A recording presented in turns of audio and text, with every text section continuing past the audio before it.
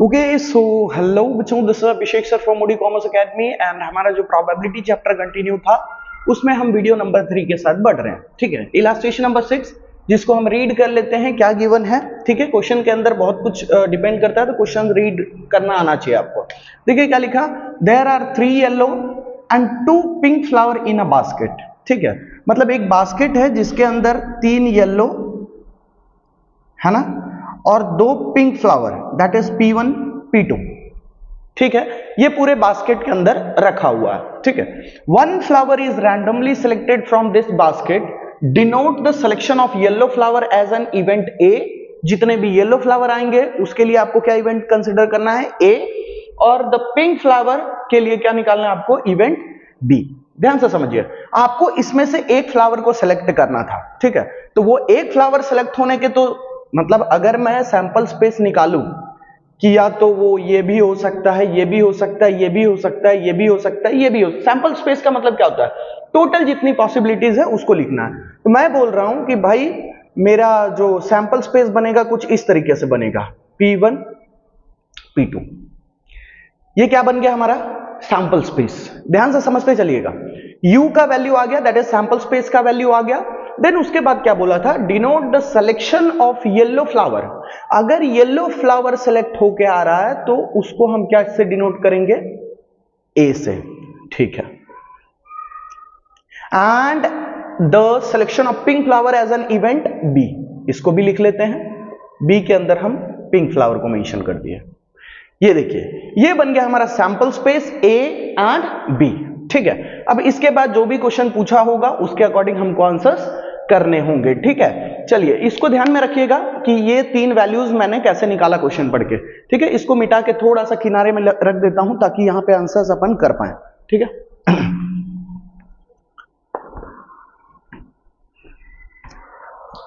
थोड़ा सा यहां कॉर्नर में लाके रख देते हैं कि भाई हमको u का वैल्यू मिल गया है जिसमें था y1 y2 y3 P1 P2 बराबर है। और a का वैल्यू हमने निकाला जिसके अंदर था y1 y2 y3 और b का वैल्यू था हमारे पास P1 P2। ठीक है, ये क्वेश्चन के थ्रू हमने ये आंसर निकाला। देन अब आते हैं कि क्या क्या क्वेश्चन हमारे इलास्ट्रेशन नंबर 6 में पूछा है। ठीक है, पहला क्वेश्चन हमारा हो गया, u का वैल्यू पूछ रहा था। ठीक है, तो पहला हो गया। दूसरा, a का वैल्यू हमने निकाल लिया, b का वैल्यू हमने निकाल लिया। अब हम बढ़ते हैं आगे कि भाई a कॉम्प्लीमेंट निकालना है ना। चौथा क्वेश्चन जो है हमारा वो क्या है? a कॉम्प्लीमेंट है ना। चौथा क्वेश्चन हमारा क्या सॉल्व करना है? A complement. अच्छा, ए कॉम्प्लीमेंट का मतलब क्या होता है सर? तो ए कॉम्प्लीमेंट का मतलब होता है जो पूरे वैल्यूज हैं उसमें से ए वैल्यूज माइनस कर दो। कॉम्प्लीमेंट का मतलब पिछले वीडियो में मैंने डिस्कस किए हैं कि कॉम्प्लीमेंट का मतलब होता है उसको छोड़ के, है ना। पार्ट 2 के वीडियो में मैंने डिस्कस किया था आपसे। तो पूरे में से ए के वैल्यू को छोड़ दूं, मतलब ये रहा पूरा, पूरे में से अगर ए का वैल्यू छोड़ दूं तो आंसर क्या आएगा हमारा? देखिए, आपको इस तरीके से प्रेजेंट करना है एग्जाम में। u का वैल्यू लिखिए पहले, y1 y2 y3 P1 P2 minus a के अंदर क्या था? y1 y2 y3। ऐसे हम आंसर करेंगे। इसमें से अगर ये वैल्यूज मैं माइनस कर दूं तो हमारा आंसर बनेगा P1 P2। देखते चलिएगा ध्यान से, चौथे क्वेश्चन का आंसर ही मतलब ए कॉम्प्लीमेंट का आंसर हमने किया। आगे बढ़ते हैं सर, लिखा हुआ है कि बी कॉम्प्लीमेंट सॉल्व करो, number 5 B complement. B complement का फॉर्मूला क्या बनेगा? u minus B. B complement मतलब बी को छोड़ के पूरे वैल्यूज में से बी को हटा देंगे। सेम कंसिडर करेंगे कुछ इस तरीके से, y1 y2 y3 P1 P2 that is u minus B. B के अंदर क्या क्या वैल्यूज हैं? P1 P2। u minus B अगर ये हम करेंगे तो आंसर आएगा हमारा y1 y2 y3। ये है हमारा आंसर। स्क्रीनशॉट ले लीजिए 5वें क्वेश्चन तक। यहां तक हमने कंप्लीट कर लिया, अब हम यहां से आगे बढ़ेंगे। ठीक है, स्क्रीनशॉट ले लीजिए, मैं इसको मिटाऊंगा अभी। आगे बढ़ेंगे सर हम अगले क्वेश्चन की तरफ जिसमें कि पूछा गया है ए इंटरसेक्शन बी सॉल्व कीजिए। ठीक है, इंटरसेक्शन। अच्छा, इंटरसेक्शन का मतलब आप क्या समझते हैं?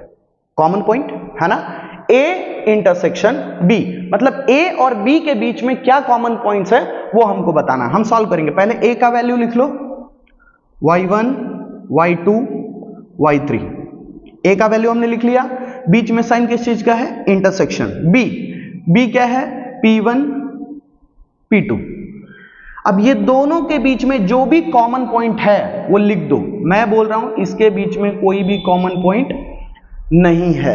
आई होप कि आपको समझ में आ रहा होगा कि कैसे आंसर करना है। बच्चे क्या कर देते हैं ना, ए इंटरसेक्शन बी, डायरेक्टली इधर देखे कुछ नहीं मिला तो डायरेक्ट ये आंसर कर देंगे। मत कीजिएगा ऐसा, पहले पूरे वैल्यूज को मेंशन कीजिएगा, ठीक है। वैल्यूज मेंशन करेंगे, आपके मार्क्स नहीं कटेंगे, ठीक है। कितने क्वेश्चन हो गए, ये थे हमारे छठा आंसर। देन अब बढ़ते हैं सेवेंथ की तरफ। क्या पूछा है सर, ए यूनियन बी, है ना, लिखते हैं यहां पे ए यूनियन बी, बराबर है। ए के वैल्यूज लिख देंगे y1 y2 y3, बीच में साइन यूनियन का। देन हमको बी के वैल्यूज लिखते हैं P1 P2। अब हम आंसर करेंगे। आंसर कैसे होगा भाई, A union B, that is A और बी के अंदर जितने भी वैल्यूज हैं सब आ जाएंगे। यूनियन का मतलब है सब कंसिडर करना है विदाउट रिपीटिशन। P1 P2, ये हो गए हमारे सिक्स्थ वाले आंसर, ए यूनियन बी। ये दो आंसर बचे हैं, इसके बारे में बता रहा हूं मैं आपको। इसका स्क्रीनशॉट ले लीजिए, समझ लीजिए, आगे बढ़ रहे हैं। ओके, आगे बढ़िए। देखिए क्वेश्चन में लिखा हुआ है, 8th वाला क्वेश्चन जो है हमारा, उसमें लिखा हुआ है ए इंटरसेक्शन बी कॉम्प्लीमेंट। क्या सॉल्व करना है, ए इंटरसेक्शन बी कॉम्प्लीमेंट, है ना। ये वाला क्वेश्चन मैं आपके लिए काम दूंगा, इसका आंसर आप मेरे को कमेंट बॉक्स में देंगे, ठीक है। बाकी मैं ये वाला क्वेश्चन करा रहा हूं, ए इंटरसेक्शन बी कॉम्प्लीमेंट। ध्यान से समझिएगा, पहले तो ए का वैल्यू मैं लिख दूंगा जो भी है। ए का वैल्यू क्या दिया है, y1 y2 y3। ए का वैल्यू हमने लिख दिया, ये देखिए ना क्या लिखा था, ए, ठीक है। y1 y2 y3, बीच में साइन किस चीज का, इंटरसेक्शन। डाल देता हूं मैं इंटरसेक्शन का साइन, ठीक है। इंटरसेक्शन का साइन डालने के बाद यहां पे लिखा हुआ है बी कॉम्प्लीमेंट।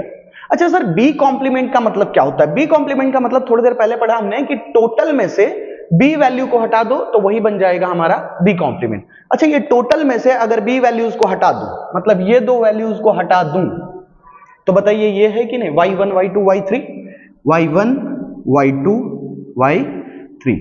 वापस समझिए, ए के जगह पे हमने ए के वैल्यूज लिखे, इंटरसेक्शन के जगह पे इंटरसेक्शन लिखा, बी कॉम्प्लीमेंट। बी कॉम्प्लीमेंट का मतलब क्या, टोटल में से बी वैल्यूज को हटा दो, है ना, बी नहीं होना चाहिए। तो टोटल में से हमने बी वैल्यूज को हटाया तो हमारे पास आंसर क्या आया, y1 y2 y3। That is हमारा आंसर कुछ इस तरीके से दिखेगा। इनका कॉमन पार्ट निकालना है ना, तो कॉमन तो तीनों मिल रहे हैं, y1 y2 y3। इस तरीके से आपको एग्जामिनेशन में आंसर करना है, ठीक है। डायरेक्ट मत कीजिएगा। ये वाला क्वेश्चन आपके लिए होमवर्क है, कमेंट बॉक्स में आप जवाब देंगे इसका सॉल्यूशन करके कि भाई ए कॉम्प्लीमेंट इंटरसेक्शन बी का आंसर क्या होगा। आप वहां पे सिर्फ आंसर 1 करके लिख दीजिएगा, मैं समझ जाऊंगा कि आंसर 1 का मतलब क्वेश्चन नंबर 1 ये मैंने पूछा है, और भी जो क्वेश्चन पूछूंगा उस हिसाब से आंसर 1 आप इस तरीके से लिख दीजिएगा, ठीक है। बढ़ेंगे इलस्ट्रेशन नंबर 7 की तरफ। ओके, सो बच्चों इलस्ट्रेशन नंबर 7 को देखेंगे, जिसमें आपको देखने को मिल रहा होगा ए के वैल्यूज गिवन है, बी के वैल्यूज गिवन है, और कुछ क्वेश्चंस हमसे पूछा गया है, ठीक है। सबसे पहला आप हैबिट ये बनाइएगा कि अगर ए दिया है, बी दिया है, तो साथ में आप क्या निकाल लो, U, that is sample space का वैल्यू निकाल लो, ठीक है। मैं साइड में यहां पे सैंपल स्पेस निकालता हूं। U is equal to, U का वैल्यू क्या क्या हो जाएगा, -1 0 1 2 3 4। यू का मतलब होता है सैंपल स्पेस, मतलब टोटल पॉसिबिलिटीज, है ना, सारे वैल्यूज लिख देने का। अगर ए यूनियन बी पूछा तो ए और बी के सारे वैल्यूज लिख देने का, और अगर ए बी है और उसका सैंपल स्पेस निकालना है तो भी आपको क्या करने हैं, सारे वैल्यूज राइट डाउन करने हैं, ठीक है। तो सारा वैल्यूज मैंने राइट डाउन कर लिया, जिसमें क्या क्या था 1 2 3 4, और बी का वैल्यू था -1 0 और 1, ठीक है। तो जो रिपीट हुआ है, देखिए यहां पे एक वैल्यू रिपीट हुआ था 1, है ना, तो रिपीटेड वर्ड को मैंने एक ही बार लिखा, ठीक है। रिपीटेड वर्ड को बार बार मत लिखिएगा, ठीक है। तो वो देखिए ये हमारा आ गया यू, ठीक है, क्लियर, ओके। आगे बढ़ते हैं सर। यहां हमको बोला था कि फाइंड करके दो हमको, पहला क्वेश्चन लेता हूं, पहला क्वेश्चन को ए से डिनोट करता हूं, ए हमको फाइंड करने बोला था बी कॉम्प्लीमेंट, बराबर। बी कॉम्प्लीमेंट का फॉर्मूला क्या होता है, u माइनस बी। स्टेप्स याद रखिएगा, डायरेक्ट आंसर लिखेंगे आपके मार्क्स कट जाएंगे, है ना। बी कॉम्प्लीमेंट का वैल्यू क्या होगा, u माइनस बी। सॉल्व करते हैं। u के वैल्यूज हैं -1 0 1 2 3 4। साइन रखते हैं माइनस का। देन चाहिए हमको बी का वैल्यू लिख लेते हैं -1 0 1। यहां u हो गया और यहां b हो गया। कट करते हैं ये बराबर। तो आंसर हमारा क्या आ जाएगा, 2 3 4। देख लीजिए बी कॉम्प्लीमेंट का वैल्यू किस तरीके से आया हमारा। ठीक है, चलिए मिटाता हूं इसको, बढ़ता हूं, यहां पे आंसर भी लिखते चलता हूं, 2 3 4। ठीक है, ये पहला आंसर आ गया हमारा। अब बढ़ेंगे आगे, जिसमें हम दूसरे क्वेश्चन की तरफ चलते हैं। इसका स्क्रीनशॉट लेते चलिएगा आप। हाँ, और मैं आपको एक क्वेश्चन भी दूंगा जिसका प्रैक्टिस कीजिएगा। ठीक है, बढ़ते हैं दूसरे क्वेश्चन की तरफ। तो दूसरे क्वेश्चन में बोला गया हमको सॉल्व करने ए कॉम्प्लीमेंट इंटरसेक्शन बी। ठीक है, किसी चीज से डरना नहीं है, एकदम काम होके काम करना है। ठीक है, लिखा क्या है, ए कॉम्प्लीमेंट। ठीक है, ए कॉम्प्लीमेंट, दिमाग में हम सोचेंगे ए कॉम्प्लीमेंट का मतलब होता है टोटल में से ए की वैल्यूज हटा दो। टोटल में से ए की वैल्यूज हटा दो, 1 2 3 4 को हटा दो तो क्या बचेगा, -1 0। समझ में आ रही है बातें। टोटल में से ए की वैल्यू हटा देंगे तो हमारा ए कॉम्प्लीमेंट का वैल्यू आ गया कि नहीं, है ना। बीच में साइन किसका, इंटरसेक्शन का। ठीक है, ये टोटल में से ए की वैल्यूज हटाए तो ए कॉम्प्लीमेंट का वैल्यू आ गया, बीच में साइन इंटरसेक्शन का। देन यहां पे क्या दिया है हमको, बी का वैल्यू लिखते हैं -1 0 1। बराबर है, कोई कंफ्यूज नहीं हो रहे। पहले इसका वैल्यू लिखे, फिर बीच में साइन इंटरसेक्शन का डाले, फिर बी का वैल्यू लिखे। अब देखिए ये दोनों में से कॉमन पार्ट ढूंढना है। कॉमन पार्ट ढूंढ लो भाई। कॉमन पार्ट ढूंढोगे तो आपको आएगा -1 0। क्लियर है, -1 और 0, ये बन गया हमारा आंसर। यहां पे लिख लेता हूं -1 0। ये हमारा ए कॉम्प्लीमेंट इंटरसेक्शन बी का वैल्यू हो गया। मिटाता हूं, चलते हैं तीसरे नंबर की तरफ। ए माइनस बी निकालना है। कहीं पे भी कोई टेंशन वाली बात नहीं है, एकदम आराम से करेंगे समझ के। क्या फाइंड करना है हमको, ए माइनस बी। ए के जगह पे ए की वैल्यू लिखो, क्या दिया है ए में, 1 2 3 4। माइनस ए के जगह पे मैंने ए की वैल्यू लिख लिया, माइनस बी के जगह पे बी की वैल्यू लिखो, -1 0 1। बराबर है, ए के जगह पे हमने ए की वैल्यू लिखा और बी के जगह पे हमने क्या लिख दिया, -1 0 1। यहां पे कंडीशन समझिएगा, ध्यान से समझिएगा। क्या बोला था कि कौन सी वैल्यूज रहने वाली है हमारे पास, ए की। ध्यान से समझिएगा, कौन सी वैल्यू हमारे पास रहेगी, ए की। बी पूरी तरीके से क्या होने वाला है, माइनस होने वाला है। मतलब बी की चीजें कुछ भी नहीं होनी चाहिए, है ना, बात समझिएगा। ए का वैल्यू रहेगा, लिखा था सिंपली ए माइनस बी, मतलब ए रहेगा लेकिन बी का अगर कोई चीज ए के अंदर है तो वो वैल्यूज भी नहीं रहेंगे। तो हम ये लिखे ताकि हमको ये पता चल जाए कि बी की वैल्यूज कुछ इसमें तो नहीं है ना, तो वो देखने के लिए। ठीक है, तो ए तो रहने वाला है ना, ए रहेगा, बी की वैल्यूज नहीं रहने वाली। ये सब, ये तीनों माइनस होने वाला है, तो ये चला गया, ये चला गया, ये भी चला गया। बताइए ये भी वैल्यू चला गया कि नहीं। तो आंसर हमारा क्या बन गया, 2 3 4। आई होप कॉन्सेप्ट क्लियर हो रहा हो। 2 3 4 ए के अंदर देखिए 1 2 3 4 था, है ना।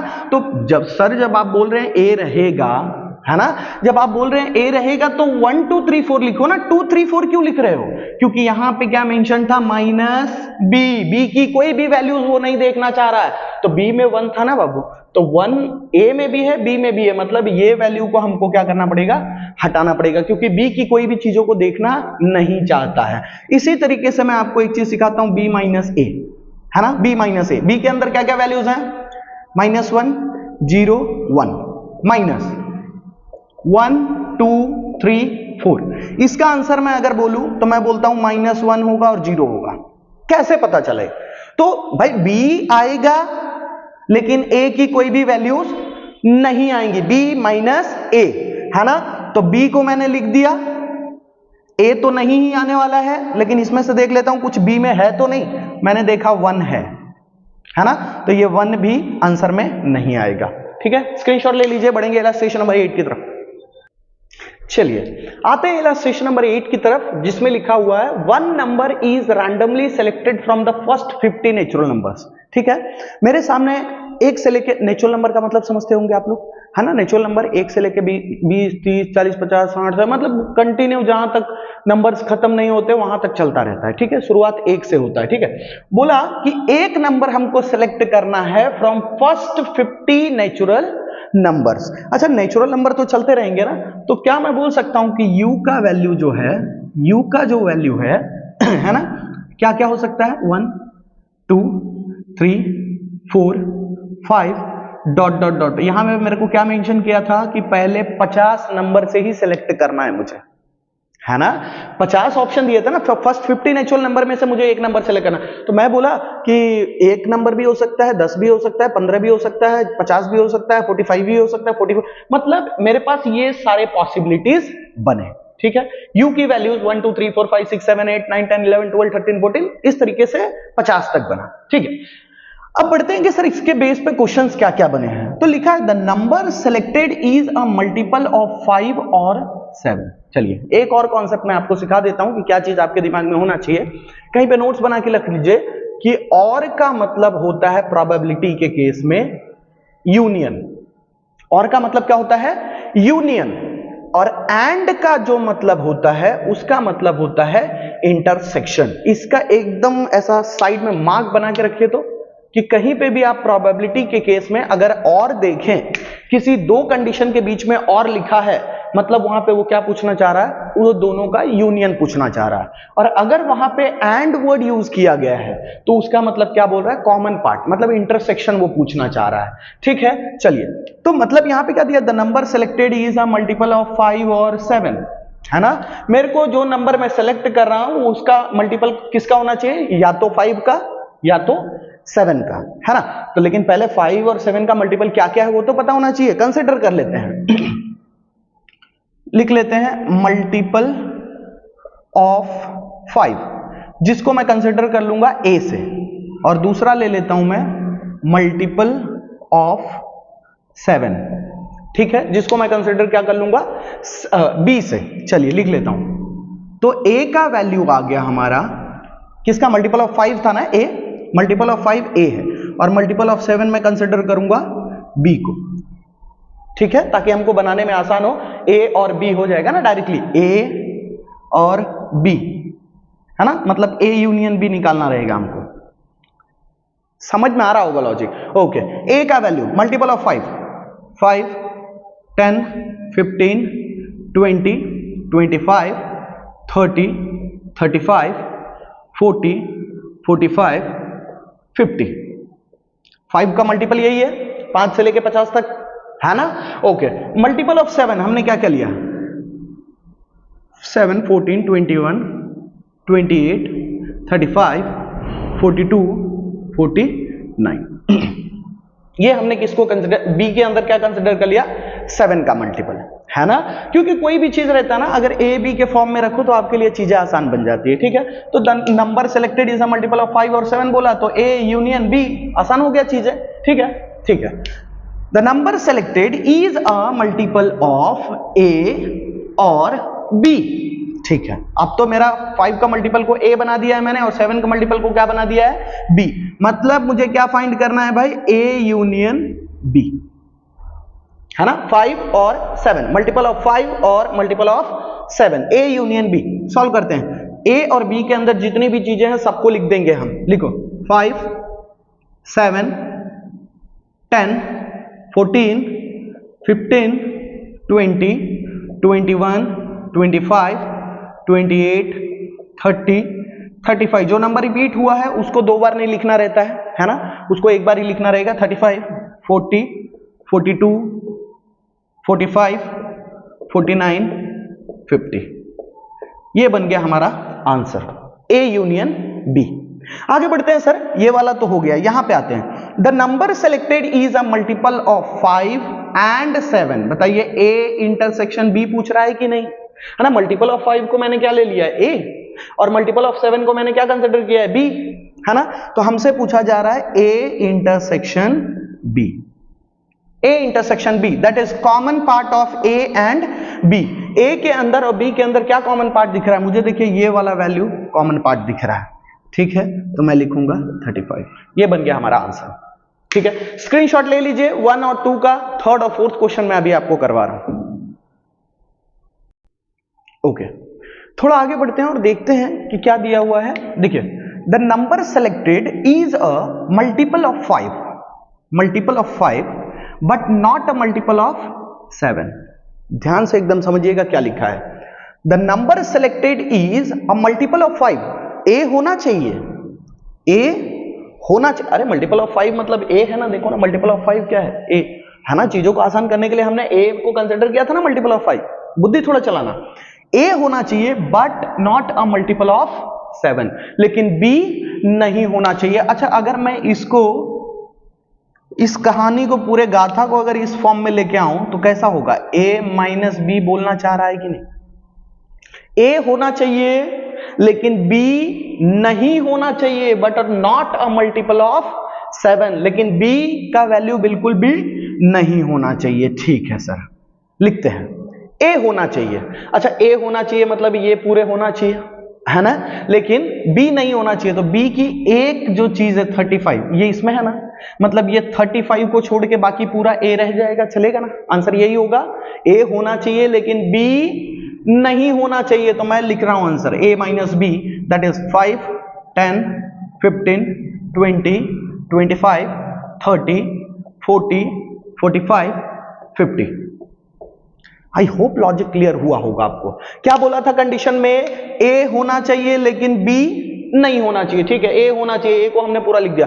जब मैं 35 लिख रहा था तो मेरे दिमाग में आया भाई वो तो बी का भी पार्ट है ना, और यहाँ पे एकदम मेरे को स्ट्रिक्टली बोला गया है कि बी का कोई भी वैल्यू नहीं होना चाहिए। आगे बढ़ते हैं सर, फोर्थ वाले पे आता है, the number selected is only a multiple of 7। ध्यान दीजिएगा, ओनली अ मल्टीपल ऑफ 7 मतलब बी, है ना। जो भी आप नंबर सेलेक्ट करोगे वो किसका मल्टीपल होना चाहिए, 7 का। But sorry, out of 5 and 7, मतलब 5 और 7 का जो मल्टीपल है ना, उसमें से हमको किसका सिर्फ मल्टीपल लेना है, 7 का लेना है। मतलब b माइनस ए बोल सकता हूं, है ना। b माइनस ए, जो भी कॉमन पार्ट होगा वो ए वाला हटा देंगे, है ना। ओनली अ मल्टीपल ऑफ 7, ठीक है। b माइनस ए सॉल्व करेंगे तो क्या क्या आएगा, 7, 14, 21, 28, 42, 49। यहां पे भी वही कंसिडरेशन आ गया कि भाई 7 का मल्टीपल हमको लेना था, मतलब ये पूरा लेना था।